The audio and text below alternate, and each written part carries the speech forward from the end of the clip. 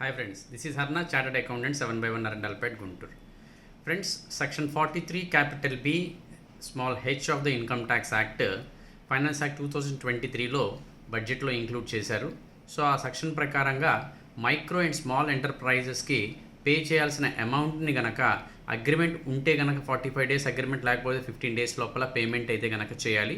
In case payment చేయకపోతే గనక వాళ్ళకి ఇంట్రెస్ట్ బ్యాంక్ రేట్ కంటే 3 times ఇంట్రెస్ట్ పే చేయాలి సెక్షన్ 16 ఆఫ్ MSME యాక్ట్ ప్రకారంగా.